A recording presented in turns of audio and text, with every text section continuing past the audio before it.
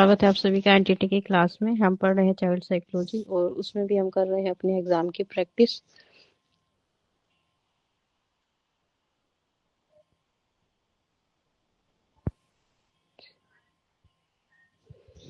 Exam की practice कर रहे हैं हम और उसके लिए कुछ क्वेश्चंस को आज हम फिर से डिस्कशन करेंगे। ठीक है, तो सबसे पहला जो क्वेश्चन है हमारा, ले लॉन्गस्ट्रिंग LE लॉन्गस्ट्रिंग के अध्ययन के अनुसार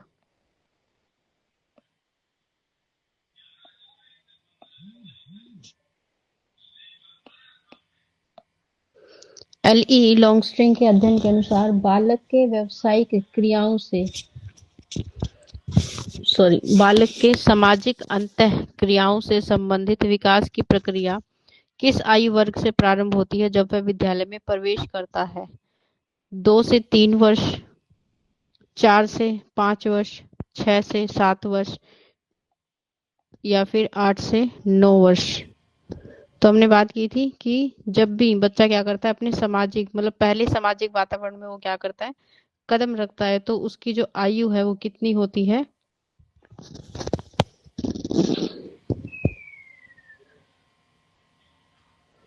4 से लेकर 5 वर्ष की। ठीक है, क्योंकि 2 वर्ष का बच्चा बहुत ज्यादा छोटा हो जाता है। ठीक है, और ऐसी एज में हम उसे स्कूलिंग नहीं करवाते हैं। वैसे ऑप्शन अगर हमारे पास होता 3 से 4 वर्ष तो ये सबसे बेटर और अच्छा ऑप्शन होता है, लेकिन हमारे पास जो ऑप्शन है उन ऑप्शंस के आधार पर हमेशा बात याद रखिएगा कि जब भी आप एमसीक्यू के क्वेश्चन सोल्व करते हैं तो एमसीक्यू के क्वेश्चन आपकी नॉलेज को टेस्ट करने के लिए होते हैं और उसमें जो ऑप्शन आपके पास है उनमें से सबसे अच्छा ऑप्शन जो उस आंसर को क्या करता है, सेटिस्फाई करता है, हम उसके साथ ही जाते हैं। ठीक है, तो वही उसके लिए सबसे ज्यादा आप कह सकते हैं करेक्ट होता है। तो यहाँ पर हमारे पास जो ऑप्शन है उसमें 4 से 5 वर्ष का बच्चा जो है वो एक स्कूल में हमें देखने को मिलता है। एक एज उसकी आप कह सकते हैं ऐसी है कि वो विद्यालय में प्रवेश ले सकता है या ले चुका है। ठीक है, और ये जो एज होती है उसके लिए उसके सामाजिक विकास का पहला चरण होता है। मतलब स्कूल क्या बनता है उसके लिए, एक लघु समाज का रूप बनता है। ठीक है, तो सामाजिक अंतःक्रिया मतलब अब बच्चा अपने माँ बाप से अलग और दूसरे लोगों के संपर्क में आएगा, जैसे उसके आप कह सकते हैं क्लासमेट्स हो गए, उनसे भी पहले क्या हो गया, उसका अध्यापक हो गया।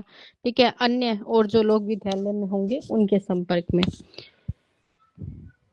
क्वेश्चन नंबर 2, एक परीक्षा प्रणाली जो केवल बालक के मानसिक स्वास्थ्य की उपेक्षा करती है उसके लिए क्या सत्य हो सकता है? तो यह केवल बालक की योग्यता का सही पता लगाती है, यह बालक की योग्यता का सही आकलन करने में विफल हो जाती है, यह शिक्षा के उद्देश्य को पूरी तरह से प्राप्त करती है, या फिर यह सदैव सामाजिक विकास में क्या करती है, सहायता करती है। तो एक परीक्षा प्रणाली जो बालक के मानसिक स्वास्थ्य की क्या करती है, उपेक्षा करती है, मतलब उसके स्वास्थ्य को, मानसिक उसकी जो क्षमता है उसको प्राथमिकता नहीं दे रही है। ठीक है, तो ऐसी अगर आपने कोई भी परीक्षा प्रणाली अपनाई है तो ये क्या करती है, बच्चे की योग्यता का सही आकलन करने में कैसी है, वो विफल है। मतलब जो सही रिजल्ट आपको चाहिए उसकी शारीरिक और मानसिक दोनों क्षमताओं को जांचने के लिए आप इस विधि से उसको नहीं जांच पाएंगे। ठीक है,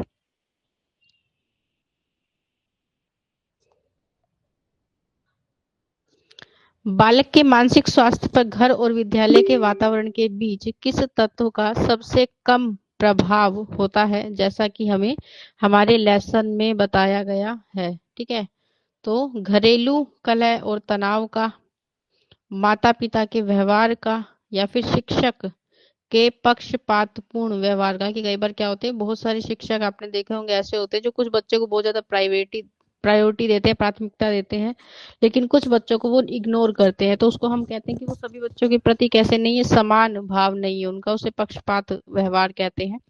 सामाजिक मान्यताओं में परिवर्तन, तो बालक के मानसिक स्वास्थ्य पर घर और विद्यालय के बीच के किस तत्व का सबसे कम प्रभाव आपको देखने को मिलता है, वो है सामाजिक मान्यताओं में परिवर्तन का। कि बच्चों को इससे कोई फर्क नहीं पड़ता कि समाज में क्या परिवर्तन आ रहा है, क्योंकि अभी उनका समाज इतना बड़ा है ही नहीं। ठीक है, तो सामाजिक मान्यताएं बदल रही हैं, ठीक है, सामाजिक परंपराएं बदल रही हैं, इस चीज का उनके ऊपर कोई भी प्रभाव नहीं पड़ेगा। लेकिन अगर उनके घर पर ऐसा व्यवहार या ऐसा वातावरण है जो क्या करता है, उनको मानसिक तनाव देता है, मतलब घर पर तनावपूर्ण वातावरण उनको मानसिक तनाव देगा। माता पिता का व्यवहार उनको मानसिक तनाव देगा। शिक्षक अगर उनके साथ अच्छा व्यवहार नहीं कर रहा तो ये उसको मानसिक तनाव देगा।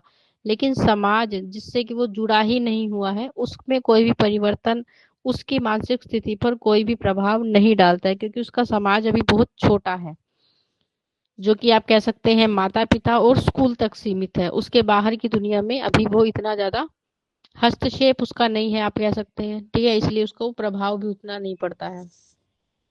विद्यालय में अभिव्यक्ति के अवसर न मिलने पर छात्र में किस प्रकार की मानसिक स्वास्थ्य संबंधी समस्याएं की संभावना आपको देखने को मिलती है? आत्मविश्वास में कमी, अपनी इच्छाओं को दबाना या दमन करना, सामाजिक अनुकूलन यानी समाज के अनुसार, या बेहतर शैक्षणिक प्रदर्शन। विद्यालय में जब भी हम किसी व्यक्ति के व्यवहार या फिर उसकी पर्सनैलिटी को अगर क्या नहीं मिलता, अवसर नहीं मिलता, मतलब अगर मान लीजिए बच्चे के अंदर बहुत अच्छा बोलने की क्षमता है लेकिन उसे आप अवसर ही नहीं दे रहे हैं, तो इससे क्या होता है, उसकी अपनी इच्छाओं का दमन होता है। ठीक है, कि आपने उसे क्या नहीं दिया, अच्छा अवसर नहीं दिया। अगर अच्छा अवसर मिलता तो हो सकता है वो व्यक्ति एक अच्छा वक्ता बन बन सकता था, ठीक है, साहित्य में उसकी रुचि उत्पन्न हो सकती थी, लेकिन क्योंकि अवसर नहीं मिला तो उसकी जो रुचि थी वो दब गई, उसकी इच्छाएं दब गई। ठीक है, अरविंद के शिक्षा के दर्शन के अनुसार शिक्षा का मुख्य उद्देश्य क्या है? केवल भौतिक ज्ञान प्रदान करना, खर्च सॉरी कर्म और ज्ञान दोनों प्रकार की इंद्रियों का परीक्षण करना, केवल आध्यात्मिक ज्ञान का प्रसार करना, या भौतिक समृद्धि प्राप्त करना। तो अरविंदो के अनुसार शिक्षा दर्शन का जो उद्देश्य है वो क्या होना चाहिए? मनुष्य को कर्म और ज्ञान दोनों प्रकार की इंद्रियों के बारे में प्रशिक्षित कराना, कि कर्म भी आपके लिए उतना ही जरूरी है, ज्ञान भी आपके लिए उतना ही जरूरी है। तो इसके बारे में अवगत कराना हमारी शिक्षा का क्या है, एक उद्देश्य है। स्वामी दयानंद के अनुसार शिक्षा का उद्देश्य इनमें से कौन सा नहीं है? वैदिक धर्म और संस्कृति का उत्थान, शारीरिक विकास, आधुनिक जीवन और प्रौद्योगिक विचार, या फिर प्राचीन गौरव की प्रगतिशील भावना के साथ संपर्क। ठीक है, तो स्वामी दयानंद के अनुसार आप ये देखेंगे कि आधुनिक विज्ञान और प्रौद्योगिकी का प्रचार करना हमारी शिक्षा का उद्देश्य बिल्कुल भी नहीं होता। ठीक है, उसका काम केवल जानकारी या नॉलेज देना होता है। क्वेश्चन नंबर 7, आलोचनात्मक दृष्टि से आत्मबोध यानी सेल्फ रियलाइजेशन जिसे आप कहते हैं, अपने आप को जानने की बात हो रही है, को शिक्षा का उद्देश्य मानने वाले विचारक किस आधार पर आलोचना करते हैं? ठीक है, जो मतलब ऐसे शिक्षा के विचारक हैं या आप कह सकते हैं विद्वान हैं, ठीक है, वो किस आधार पर ये मानते हैं कि जो आत्मबोध है, ठीक है, सेल्फ रियलाइजेशन है, उसका उद्देश्य क्या होगा? यह सामाजिक उद्देश्यों की उपेक्षा करता है, यह एक लौकिक और अलौकिक जगत की हमें अनुभूति कराता है, यह केवल एक व्यक्तिगत उद्देश्य है, सामाजिक नहीं है, यह जीवन के व्यवहारिक पहलुओं पर जोर देता है। ठीक है, मतलब व्यवहार को ज्यादा प्राथमिकता इसमें दी जाती है। तो हम कहेंगे कि अगर आलोचना हो रही है मतलब इसके विपरीत वो बोल रहे हैं, तो उसका क्या है, एक सामाजिक उद्देश्य है, क्या नहीं है, उपेक्षा। ठीक है, उपेक्षा होता है किसी चीज को हित में ना बोलकर उसकी अपोजिट बोलना, तो हम कहेंगे कि यह क्या है, सामाजिक उद्देश्यों की उपेक्षा करता है। रेमंड के अनुसार व्यक्ति और समाज के बीच संबंध को परिभाषित करने वाला उपयुक्त स्थान क्या है? समाज एक व्यक्ति से स्वतंत्र इकाई है, व्यक्ति और समाज दोनों एक दूसरे के पूरक हैं, या व्यक्ति का विकास समाज पर निर्भर नहीं करता, या फिर शिक्षा का उद्देश्य केवल सामाजिक कल्याण करना है। तो रेमंड की परिभाषा हमने पढ़ी थी, ठीक है, और आपको अगर याद है तो ये कहते हैं कि व्यक्ति और समाज एक दूसरे के क्या है, पूरक हैं, यानी क्योंकि समाज व्यक्तियों से ही मिलकर बनता है। ठीक है, अगर व्यक्ति की अच्छी व्यक्तित्व नहीं होगी, अच्छी उसमें ज्ञान क्षमता नहीं होगी, तो समाज भी अच्छा नहीं होगा। ठीक है, तो इसलिए व्यक्ति और समाज दोनों क्या है, एक दूसरे के पूरक है। क्वेश्चन नंबर 9, मैकाइवर के अनुसार समुदाय के लिए कौन सी शर्त आवश्यक नहीं है? एक निश्चित भौगोलिक क्षेत्र होना, सामान्य जीवन की दशाएं, विशिष्ट स्वार्थों की पूर्ति का लक्ष्य या फिर बड़े समूह के सदस्य होना। तो हमने कम्युनिटी की परिभाषा पढ़ी थी, याद होगी आपको, ठीक है। और उसमें हमने पढ़ा था कि जब हम समुदाय की बात करते हैं तो समुदाय में, ठीक है, किसी विशेष क्षेत्र में रहने को हम समुदाय कहते हैं, ठीक है। सामान्य जीवन की आवश्यकताओं को पूरा करना समुदाय का कार्य होता है, ठीक है। बड़े समूह, ये बड़ा भी हो सकता है, छोटा भी हो सकता है, लेकिन समुदाय कभी भी किसी स्पेशल या किसी फिक्स उद्देश्य को पूरा करने के लिए कार्य नहीं करते हैं, ठीक है। तो ऑप्शन सी जो है वो क्या है इसके लिए, बिल्कुल ठीक है। शिक्षण में धर्म का प्रभाव किस पर निर्भर करता है, जैसा कि हमें पाठ में बताया गया है, ठीक है। तो कक्षा में, सॉरी, धर्म की केवल आर्थिक नीतियों पर, धर्म के उपदेश, संदेश, स्वरूप और अर्थव्यवस्था के तथ्यों और वैधानिक अधिकारों पर, केवल धार्मिक संस्कारों पर, या फिर आधुनिक शिक्षा प्रणाली पर। तो हम कहेंगे कि ये कैसा है कि धर्म का जो प्रभाव है यह धर्म के उपदेश, संदेश, स्वरूप और अर्थव्यवस्था तथ्यों पर, वैधानिक अधिकारों का उल्लेख जो है इसमें आपको देखने को मिलता है पाठ के आधार पर। धार्मिक शिक्षा का उद्देश्य व्यक्ति को धर्म विरोधी बनाना कैसे संभव हो सकता है यदि शिक्षा धर्म के उद्देश्यों के विरुद्ध ना जाए, ठीक है। तो यह व्यक्ति को धार्मिक विश्वासों पर बल देने से रोकता है, यह व्यक्ति को धर्म के विषय में सोचने, समझने और प्रश्न करने की स्वतंत्रता देता है, यह व्यक्ति को धार्मिक नियमों का कठोरता से पालन करने को कहता है, या फिर यह व्यक्ति को केवल धर्म के प्रति समर्पण सिखाता है।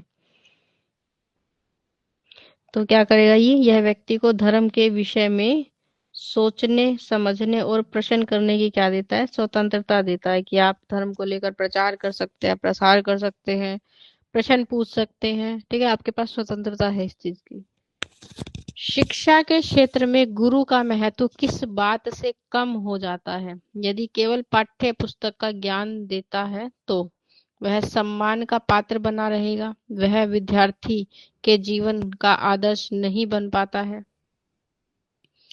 वह केवल गुरु कहलाता है, या वह शिक्षा को आसान बना देता है। तो अगर आप बात कर रहे हैं कि अगर कोई शिक्षक ऐसा है, ठीक है, उसका महत्व कब कम होता है, जब वो केवल पाठ्य पुस्तकों में लिखी हुई बातों को हमें बस सिखा रहा है, तो उसका महत्व क्या होता है, कम हो जाता है, ठीक है। और ऐसे जो भी शिक्षक होते हैं वो विद्यार्थी जीवन के कभी भी आदर्श नहीं बन पाते हैं, ठीक है, क्योंकि वो आप कह सकते हैं कि वो किताबी चीजों को ही प्राथमिकता देते हैं, और ऐसे में जो बच्चे हैं वो उन्हें अपने आदर्श के रूप में स्वीकार नहीं करना चाहते, क्योंकि बच्चे स्वतंत्र भावनाओं से ज्यादा प्रेरित होते हैं। फिर है नर्सरी स्कूल के बच्चों के माता पिता के समायोजन में कठिनाई का मुख्य कारण क्या हो सकता है, माता पिता का सोचना कि बच्चा बहुत छोटा है, जाने के लायक नहीं है, ठीक है, या फिर विद्यालय का असहयोगपूर्ण व्यवहार या वातावरण, बच्चों में अनुशासन की कमी, या फिर माता पिता का अत्यधिक शिक्षित होना। तो नर्सरी स्कूल में माता पिता के समायोजन, मतलब कि एक बैलेंस या एडजस्टमेंट बनाने में समस्या हमें क्या देखने को मिलती है कि माता पिता जब ये सोचते हैं कि बच्चा अभी बहुत छोटा है, वो स्कूल में एडजस्ट नहीं कर पाएगा, ठीक है, बाकी लोगों के साथ कोऑपरेशन नहीं कर पाएगा, थोड़े से और वर्ष हमें उसे अपने घर पर अपने साथ रखना चाहिए। तो ऐसी भावना से जो एडजस्टमेंट है विद्यालय के साथ उसमें आपको कमी देखने को मिलेगी। फिर प्राथमिक शिक्षा में विद्यालय और अभिभावकों के बीच में निरंतर संपर्क क्यों आवश्यक है,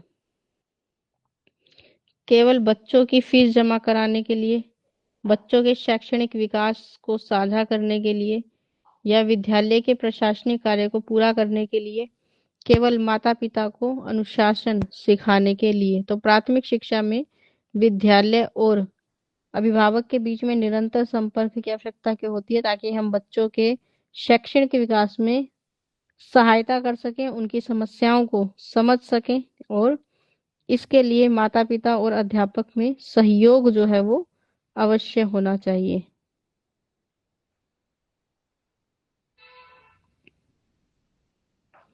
क्वेश्चन नंबर 15, विद्यालय के वातावरण को प्रजातांत्रिक डेमोक्रेटिक बनाने के लिए बालक के विकास पर क्या प्रभाव पड़ेगा? वह अनुशासनहीन हो जाएगा, उसे अपनी बात कहने की स्वतंत्रता मिलेगी, वह केवल अपनी ही सुनेगा, या वह रूढ़िवादी बन जाएगा। तो अगर एक विद्यालय का वातावरण कैसा है, डेमोक्रेटिक है और एक प्रजातांत्रिक वातावरण बच्चों को दिया जा रहा है, तो ऐसा वातावरण क्या करता है, बच्चों को उन्हें अपनी बात कहने की स्वतंत्रता मिलती है ताकि वो अपनी अभिव्यक्ति को क्या कर सके, व्यक्त कर सके, अपने विचारों को आपके सामने रख सके। पाठ में उल्लेखित लेखन की प्रक्रिया को मनोवैज्ञानिक क्यों कहा गया है? यह केवल एक यांत्रिक कार्य है, यह केवल अभ्यास पर निर्भर करता है, या यह विचारों और भावनाओं और आंतरिक अनुभवों की अभिव्यक्ति है, या यह केवल व्याकरण के नियमों पर आधारित है? तो पाठ में जब भी हम लेखन की बात करते हैं, और लेखन को हम मनोवैज्ञानिक इसलिए कहते हैं क्योंकि हमारे विचारों, भावनाओं और आंतरिक अभिव्यक्तियों पर आधारित होता है, क्योंकि जो भी चीज आप लिख रहे हैं उसका विचार आप क्या कर रहे हैं, अपने मस्तिष्क में कर रहे हैं, ठीक है, और उससे आपको नए अनुभव प्राप्त होते हैं, आप अपने व्यक्तित्व को एक तरह से अपने व्यवहार या विचारों को प्रकट करते हैं। तो इसलिए हम कह सकते हैं कि ये कैसा है, यह विचारों और आंतरिक अनुभवों की अभिव्यक्ति लेखन कौशल को बेहतर बनाती है। लेखन कौशल के लिए नितांत आवश्यक क्यों माना गया है? यह केवल परीक्षा में अंकों को लाने के लिए जरूरी है, यह छात्रों के शिक्षण के स्मरण शक्ति को सुदृढ़ बनाने के लिए जरूरी है, यह केवल हिंदी भाषा के लिए जरूरी है, या फिर यह केवल मनोरंजन के लिए जरूरी है? तो लेखन कौशल में नितांत की आवश्यकता क्यों होती है? क्योंकि यह लेख छात्रों में शिक्षण के लिए स्मरण यानी याद करने की जो चीजें हैं, मेमोरी को अच्छा और बेहतर बनाने में सहयोग करता है। लेखन कौशल। क्वेश्चन नंबर 18, अनुलेखन के शिक्षण में एक ही पंक्ति में कुछ शब्द छोड़ने का क्या उद्देश्य होता है? यह केवल कागज बचाने के लिए है, छात्रों को अक्षर विन्यास की गलती करने से रोकने के लिए है, छात्रों को सुंदर और संतोषजनक लिपि बनाने के लिए प्रोत्साहित करने के लिए है, या फिर शिक्षक का कार्यभार कम करने के लिए है? तो अनुलेखन जब आप क्या करते हैं, जैसी चीज आपको दी है आप एज इट इज वैसी चीजें जब लिख रहे होते हैं उसको अनुलेखन कहते हैं, ठीक है, हमने पढ़ा भी था अपनी चैप्टर में। और ऐसा हम इसलिए करते हैं ताकि बच्चा जो है वो बिल्कुल वैसे ही अक्षर, वैसे ही शब्द बनाए जैसा कि आपने बनाया है, ठीक है। तो आपने देखा है जैसे आपको अक्षरों का जोड़ सिखाया जाता है, या फिर आपको जब शुरू शुरू में वर्णमाला सिखाई जाती है, तो आपने देखा है कि अक्षरों को इतने अच्छे से बनाकर आपके सामने क्या किया जाता है, प्रस्तुत किया जाता है, और आपको उसके नीचे लाइनें लगा के दी जाती हैं। ये इसी चीज को दर्शा रहा है, ठीक है, कि आपको बिल्कुल ऐसा अक्षर बनाना है, ठीक है, या फिर बनाने की कोशिश करनी है। तो इससे क्या है, एक तो आप सुंदर और संतोषजनक मतलब अच्छी तरह से शब्दों को बना पाएंगे, देखकर बनाएंगे तो इस चीज को ये क्या करता है, प्रभावी बनाता है। क्वेश्चन नंबर 19, श्रुत लेख यानी डिक्टेशन का अर्थ क्या है? जैसे कि पाठ में बताया गया है, देखकर लिखना, सुनकर समझकर लिखना, केवल पढ़ना या याद करना। तो श्रुत लेख जिसको आप सुनकर लिखते हैं और सुनने के बाद उसको समझकर, जैसे मात्राओं के बारे में याद करते हैं कि कौन सी मात्रा की आवाज आ रही है, उस आधार पर चीजों को लिखते हैं, तो इसे हम श्रुतलेख कहते हैं। पाठ के अनुसार प्राथमिक स्तर पर श्रुतलेख क्यों कराया जाना चाहिए? केवल उनकी स्मरण शक्ति को बढ़ाने के लिए, उनकी भाषा, विषय और अपने ज्ञान की अभिव्यक्ति को सुदृढ़ बनाने के लिए, उन्हें गृह कार्य देने के लिए, या फिर उन्हें अधिक समय तक कक्षा में व्यस्त रखने के लिए? तो पाठ में जब भी आप श्रुतलेख करवाते हैं तो उसका उद्देश्य क्या होता है? उसका उद्देश्य बच्चों की भाषा, उनके विषय के ज्ञान, अभिव्यक्ति को बेहतर बनाने के लिए हम श्रुतलेख बच्चों से लिखवाते हैं, ताकि उनकी वर्तनी को शुद्ध किया जा सके, मात्रा संबंधी ज्ञान को बेहतर किया जा सके। साक्षात्कार यानी इंटरव्यू का प्राथमिक उद्देश्य क्या होता है? केवल तथ्यों का संग्रहण करना, आमने सामने के संपर्क के माध्यम से सूचना प्राप्त करना, केवल अवलोकन करना या फिर प्रश्नावली भरना। तो इंटरव्यू का सबसे अच्छा या बेहतर उद्देश्य क्या होता है कि इससे हम आमने सामने के व्यक्ति से क्या कर सकते हैं, संपर्क जो है वो स्थापित कर सकते हैं। साक्षात्कार प्रविधि द्वारा मानवीय अनुभूतियां और व्यक्तिगत मनोवृत्तियां किस प्रकार प्रदान की जाती हैं। केवल सतही जानकारी पर, गहन और मौलिक जानकारी पर, केवल सामाजिक नियम पर या फिर भविष्य की भविष्यवाणी पर। तो जब भी आप साक्षात्कार प्रविधि का इस्तेमाल कर रहे हैं तो इस विधि का इस्तेमाल हम किसी भी व्यक्ति के बारे में गहन यानी गहरी जानकारी को हासिल करने के लिए इसका उपयोग करते हैं। फिर है प्रकल्पनाओं यानी हाइपोथेसिस के निर्माण के लिए साक्षात्कार का दूसरा उद्देश्य क्या होता है।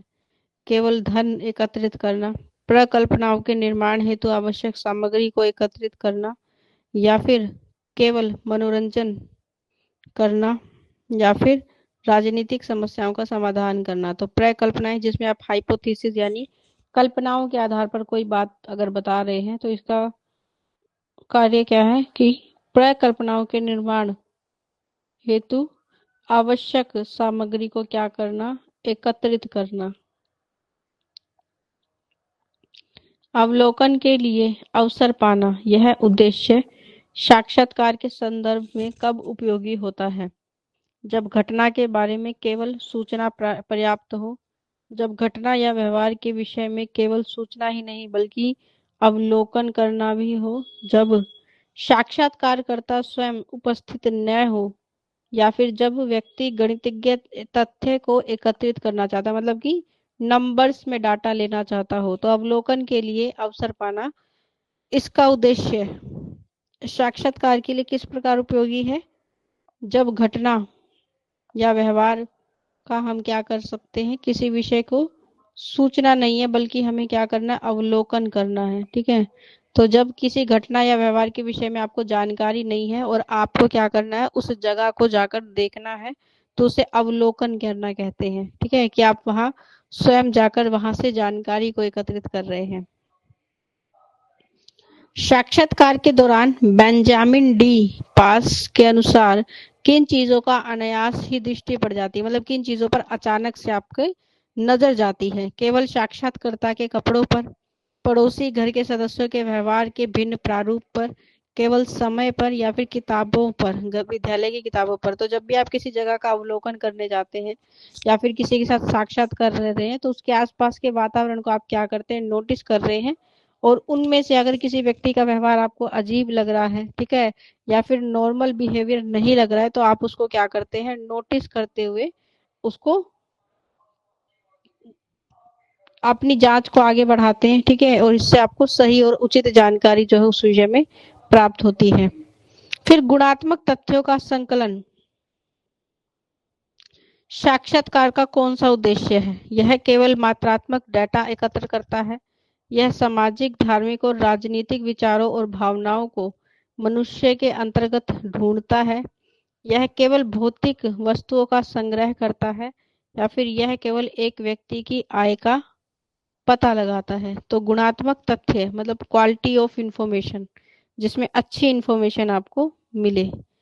तो उससे क्या होता है, साक्षात्कार का कौन सा उद्देश्य पूरा होगा, इससे साक्षात्कार का सामाजिक, धार्मिक और राजनीतिक विचारों या भावनाओं के प्रति जो भी जानकारी है उसका उद्देश्य जो है पूरा होता है। व्यक्तिगत एवं आंतरिक सफलता को संकलित करना, मतलब किसी व्यक्ति से संबंधित जानकारी या फिर उससे संबंधित सफलता को अगर आप एकत्रित कर रहे हैं तो इस उद्देश्य की पूर्ति के लिए साक्षात्कार का प्रयोग क्यों किया जाता है। केवल बाहरी क्रियाकलापों को जानने के लिए, व्यक्तिगत व्यक्तियों की आंतरिक जीवन को समझने और संबंधित सूक्ष्म अनुभूतियों को स्पष्ट करने के लिए, केवल सामाजिक समूहों का अध्ययन करने के लिए, या फिर आर्थिक स्थिति का अवलोकन करने के लिए। तो जब भी आप किसी व्यक्ति की आंतरिक बातों को जानने की कोशिश कर रहे हैं तो आप क्या कर रहे हैं, व्यक्तिगत व्यक्तियों के मतलब किसी भी व्यक्ति की आंतरिक जीवन से को समझने का प्रयास करते हैं। उससे संबंधित जितनी भी छोटी से छोटी इंफॉर्मेशन जो आपके लिए क्या हो सकती है, उपयोगी हो सकती है, उसको आप क्या करते हैं, एकत्रित करते हैं। इसलिए हम उसके बाहरी और आंतरिक हर प्रकार की गतिविधि को नोट करते हैं। साक्षात्कार में सूचनादाता के शारीरिक हाव भाव और भाव भंगिकाओं का महत्व क्यों होता है, मतलब उसके एक्सप्रेशन का इतना ज्यादा इंपॉर्टेंस क्यों है। जब भी आप किसी व्यक्ति से सूचना ले रहे हैं तो वे साक्षात्कार को रोचक बनाते हैं, वे आंतरिक स्वभाव और मानसिक क्रियाओं को समझने में सहायता करते हैं, वे केवल समय बिताते हैं या फिर वे केवल कलात्मक प्रदर्शन करते हैं।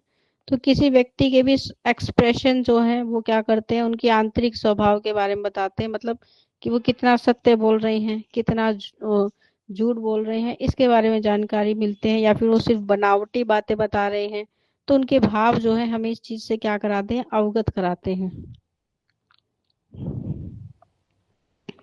क्वेश्चन नंबर 29, भारत में 1990 में ग्रामीण क्षेत्रों में कराए गए सरकारी सर्वेक्षण के अनुसार 40 वर्ष से ऊपर की आयु की लगभग 35% महिलाएं गंभीर स्वास्थ्य समस्या से ग्रसित हैं। वो समस्या कौन सी है, उच्च रक्तचाप, गंभीर रक्त अल्पता, मधुमेह या हृदय रोग। तो 1990 में की गई इस सर्वे के डाटा के अनुसार लगभग 35% महिलाएं जो हैं वो किससे, गंभीर रक्त अल्पता से जो हैं वो पीड़ित हैं।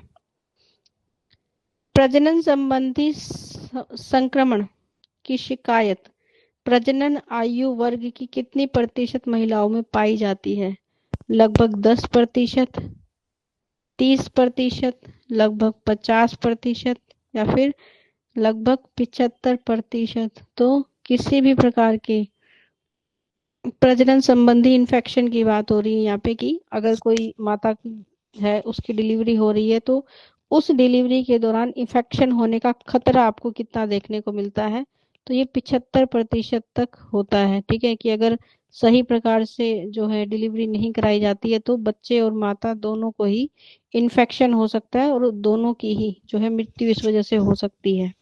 फिर उत्तर प्रदेश की महिलाओं की स्वास्थ्य स्थिति के अनुसार प्रजनन की आयु के 1/4 महिलाओं को किस रोग से पीड़ित हैं, मतलब ऐसी माताएं जो प्रेगनेंसी पीरियड में है उनमें से 1/4 महिलाएं कैसे रोग से पीड़ित हैं, नेत्र रोग, स्त्री या प्रसूति रोग, श्वसन रोग या मानसिक रोग। तो वो किस प्रकार के रोगों से पीड़ित होती हैं, स्त्री या प्रसूति रोग, मतलब कि या तो कोई ऐसी समस्या जो महिलाओं से संबंधित होती है या फिर कोई ऐसा रोग जो उन्होंने कभी जब डिलीवरी हुई थी तब उन्हें हो गया था, उससे पीड़ित है। उत्तर प्रदेश में लगभग हर महीने कितनी प्रतिशत महिलाएं रक्त अल्पता का शिकार होती हैं, लगभग 27%, लगभग 40% या फिर लगभग 60%। तो लगभग 60% महिलाएं क्या होती हैं, रक्त की कमी के से वो ग्रस्त हैं। ये सिर्फ उस स्टेट के बारे में, और ये डाटा हमारी किताब में जो दिया गया है उसी के आधार पर है, कोई नया डाटा नहीं है। तो इसे आप प्रेजेंट से कंपेयर बिल्कुल ना करें। क्वेश्चन नंबर 33, विश्व का स्तर मात्र मृत्यु दर यानी कि MMR रेट प्रति 1 लाख जीवित जन्मों पर कितनी होती है, 26, 200, 370 या 630। ठीक है, तो मैटरनल मोर्टेलिटी रेट 1 लाख जीवित जन्म पर कितनी होती है, ये 370 होती है। आपको ये बातें याद होनी चाहिए क्योंकि आपकी बुक में इन चीजों को बिल्कुल मेंशन किया गया है। ठीक है, दिए गए आंकड़ों के अनुसार किस क्षेत्र देश में मातृ मृत्यु दर MMR सबसे अधिक है, विकसित देशों में, ओशियाई देशों में, लैटिन अमेरिका में, विकासशील देशों में। ठीक है, तो किसमें ये ज्यादा देखने को मिलती है आपको, विकासशील देशों में, क्योंकि वहां पर अभी विकास चल रहा है, सुविधाएं अभी कुछ क्षेत्रों में है, कुछ क्षेत्रों में उपलब्ध नहीं है, तो इसलिए ऐसे क्षेत्रों में आपको एमएमआर रेट ज्यादा देखने को मिलता है। विकासशील देशों की तुलना में विकसित देशों में एमएमआर लगभग कितने गुना अधिक है? 5 गुना अधिक है, लगभग 10 गुना अधिक है, लगभग 14 गुना अधिक है, या फिर लगभग 20 गुना अधिक है? तो विकसित देशों की तुलना में जब आप कंपैरिजन कर रहे हैं तो आप ये देखेंगे कि ये 14 गुना जो है वो अधिक देखने को मिलता है विकासशील देशों में। उत्तरी अमेरिका में मात्र मृत्यु दर के पर प्रति 1 लाख जीवित जन्मों पर कितनी देखने को मिलती है? 12, 23, 26 या 370? तो आप कहेंगे कि उत्तरी अमेरिका में ये रेट आपको 26 देखने को मिलता है। राष्ट्रीय उच्च विद्यालय या राष्ट्रीय उच्च वरिष्ठ विद्यालय या माध्यमिक विद्यालय के बीच में क्या अंतर देखने को मिलता है आपको? तो राष्ट्रीय उच्च विद्यालय केवल 6ठी से 10वीं तक शिक्षा प्रदान करता है, 6 to 10th, जबकि उच्च या वरिष्ठ माध्यमिक विद्यालय 6 to 12th एजुकेशन देता है। ऑप्शन बी, राष्ट्रीय उच्च विद्यालय केवल लड़कियों के लिए होते हैं, जबकि राष्ट्रीय उच्चतर विद्यालयों में सह शिक्षा प्रदान की जाती है, कोएड शिक्षा जिसे आप बोलते हैं। दोनों में कोई भी अंतर नहीं है। तो जब हम किसी भी उच्च विद्यालय की बात करते हैं या फिर उच्च या फिर वरिष्ठ विद्यालय की बात करते हैं तो ये कैसे होते हैं? उच्च विद्यालय हम उन्हें कहते हैं जहाँ पे 6 to 10th क्लासेस होती हैं, और वरिष्ठ विद्यालय वो होते हैं जहाँ पर 6 to 12th क्लासेस की अरेंजमेंट होती है। राज्य सरकार के द्वारा संचालित माध्यमिक विद्यालयों का शैक्षणिक और प्रशासनिक कार्य किसके द्वारा नियंत्रित किया जाता है? जिला शिक्षा अधिकारी के द्वारा, माध्यमिक शिक्षा या स्कूल शिक्षा निर्देशालय के द्वारा, राज्यपाल के द्वारा, या फिर केंद्रीय शिक्षा मंत्री के द्वारा? तो किसी भी राज्य सरकार में जब भी हम माध्यमिक स्कूलों में शिक्षा की बात करते हैं तो वहां पर ये चीजें माध्यमिक शिक्षा और शिक्षा निर्देशालय के द्वारा निर्धारित की जाती हैं। क्वेश्चन नंबर 39, अनुदान प्राप्त विद्यालय यानी जिनको क्या मिलती है? गवर्नमेंट से आर्थिक सहायता मिलती है, की विशेषताएं क्या होती है? ये पूरी तरह सरकार के द्वारा संचालित होते हैं, ये निजी संस्थान व्यक्ति द्वारा स्थापित है जिन्हें प्रशासन वित्तीय सहायता या अनुदान देता है, ये किसी भी नियम का पालन नहीं करते, या फिर ये केवल धार्मिक शिक्षा प्रदान करना इनका उद्देश्य होता है। तो जब भी हम अनुदान प्राप्त विद्यालय की बात करते हैं तो अनुदान प्राप्त विद्यालय किसी व्यक्ति या संस्था के द्वारा क्या होते हैं? संचालित होते हैं, ठीक है, और उनको आर्थिक रूप से सरकार क्या करती है? सहयोग करती है, तो उनको हम गवर्नमेंट एडेड स्कूल के नाम से भी जानते हैं, ठीक है, या फिर एडेड स्कूल कहा जाता है। गैर अनुदान प्राप्त विद्यालय किस आधार पर अनुदान प्राप्त विद्यालय से अलग होते हैं? इन्हें सरकार से कोई वित्तीय अनुदान नहीं मिलता, लेकिन बोर्ड परीक्षा के लिए मान्यता प्राप्त होती है। इनका प्रबंधन पूरी तरह से सरकारी होता है।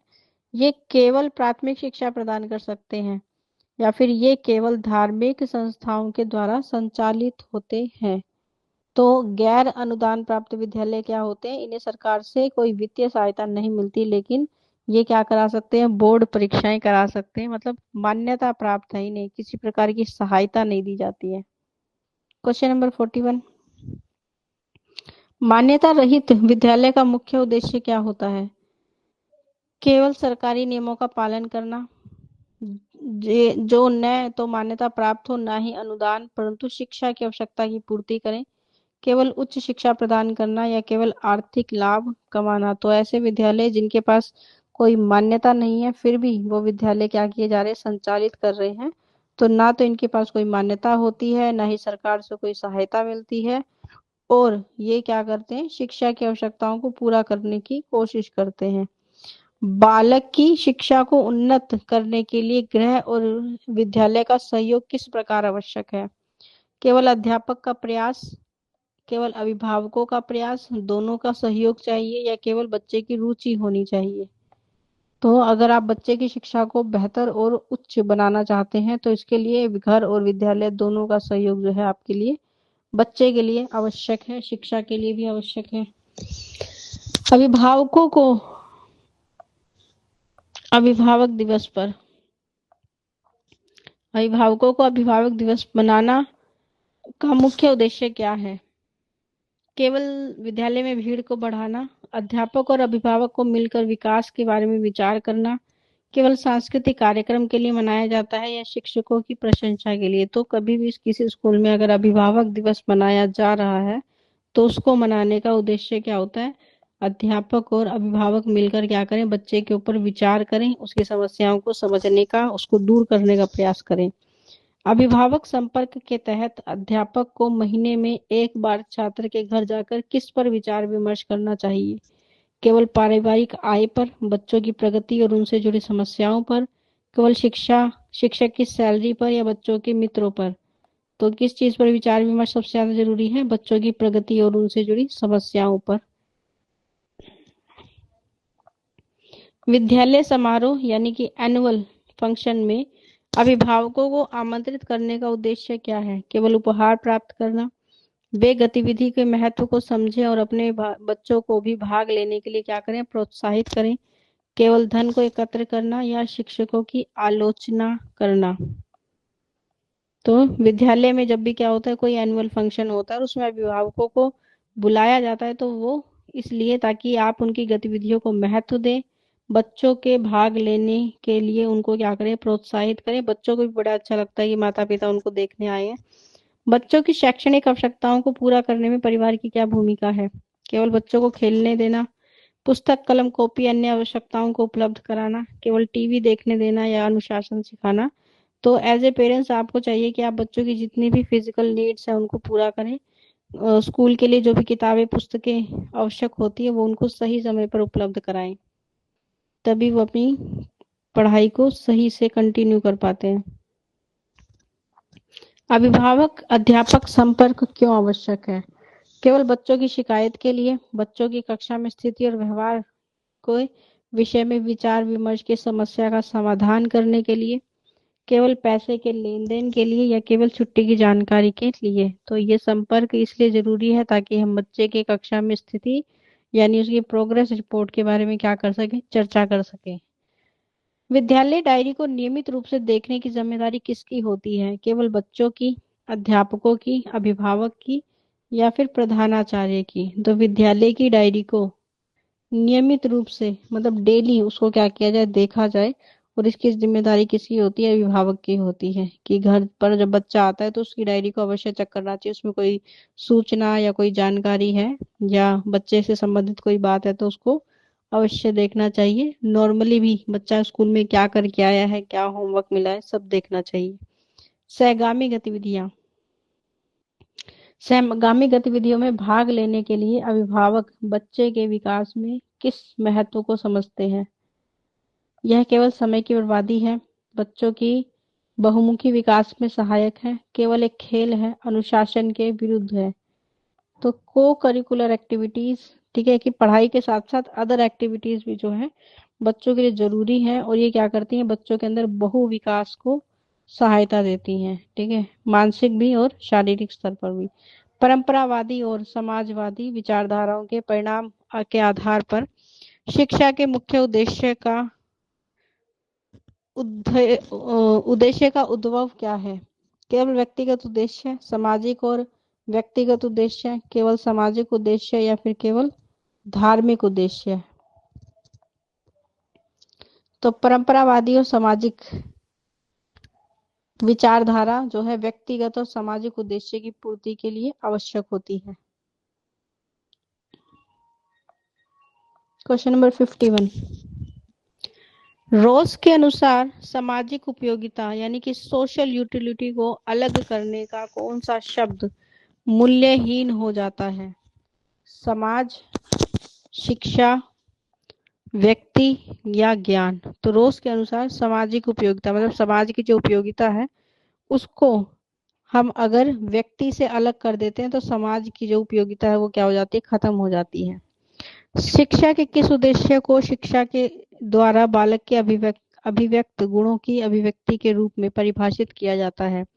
अवकाश के समय का सदुपयोग, अनुशासन, व्यावसायिक उद्देश्य या फिर ज्ञान। तो शिक्षा द्वारा बालक की अभिव्यक्ति यानी उसके गुणों को विकसित करने के बारे में जब हम बात करते हैं तो ये क्या है, हम उसके अवकाश के समय का सदुपयोग करने की बात कर रहे हैं, ताकि शिक्षा के माध्यम से हम उसे ऐसी एक्टिविटीज दे सके जिसमें वो अपने समय का सही उपयोग करे। बालक के विकास पर विद्यालय के प्रजातांत्रिक और स्वतंत्र वातावरण का क्या संयुक्त प्रभाव पड़ता है, मतलब दोनों का प्रभाव क्या पड़ेगा। उसका विकास अवरुद्ध यानी रुक जाएगा, उसे अपनी रुचि और सामाजिक अपनी रुचि विचार को व्यक्त करने का अवसर मिलेगा, वह केवल शिक्षक पर निर्भर करता है या फिर वह असामाजिक बन जाता है। तो प्रजातांत्रिक और स्वतंत्र वातावरण क्या करता है, बच्चे को अपनी रुचि और विचारों को व्यक्त करने का अवसर देता है।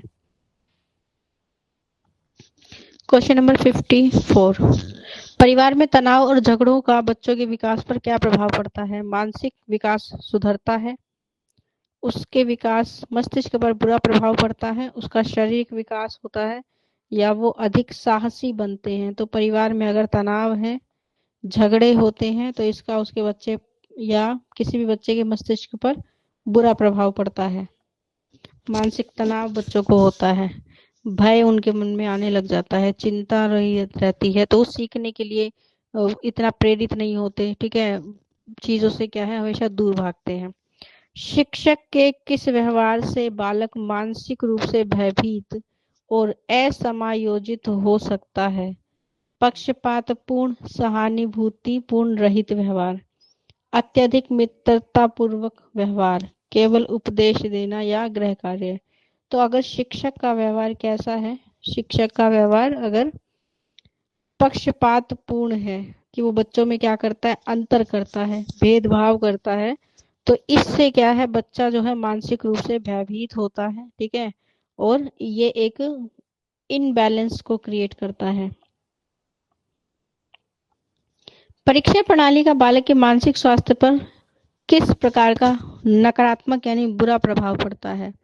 यदि केवल मानसिक स्वास्थ्य को महत्व देती है, यदि यह केवल मानसिक स्वास्थ्य को महत्व देती है तो बुरा प्रभाव पड़ता है।